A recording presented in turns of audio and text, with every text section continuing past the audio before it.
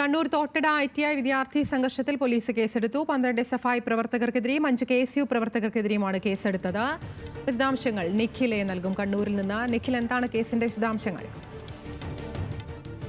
ഇന്നലെ ഉണ്ടായ സംഘർഷത്തിൽ SFIയുടെ 12 നേതാക്കളും പ്രവർത്തകരും ഉൾപ്പെടെ 12 SFI പ്രവർത്തകർക്കെതിരെയും ഒപ്പം തന്നെ 5 KSU നേതാക്കൾക്കെതിരെയുമാണ് കണ്ണൂർ പോലീസ് കേസെടുത്തിരിക്കുന്നത്. ഈ പോലീസിന്റെ നടപടി SFI ഇന്നലെ ഉയർത്തിയ വാദങ്ങളെ പൂർണ്ണമായും തള്ളിക്കളയുന്നതാണെന്നത് ശ്രദ്ധേയമാണ്.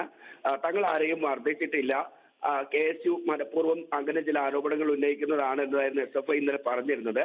പക്ഷേ SFIയുടെ ജില്ലാ സെക്രട്ടറി സഞ്ജീവ്, സംസ്ഥാന സെക്രട്ടേറിയറ്റ് അംഗം വൈഷ്ണവ് എന്നിവർക്കെതിരെ ഉൾപ്പെടെയാണ് പോലീസ് ഇപ്പോൾ കേസെടുത്തിരിക്കുന്നത്.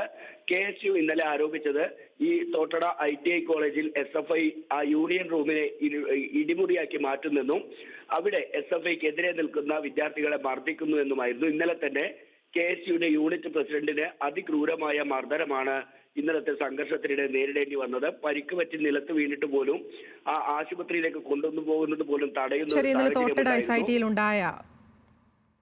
അക്രമവുമായി ബന്ധപ്പെട്ടാണ് ഇപ്പോൾ പോലീസ് കേസെടുത്തിരിക്കുന്നത്. വിശദാംശങ്ങൾ നൽകുകയായിരുന്നു നിഖിലെ.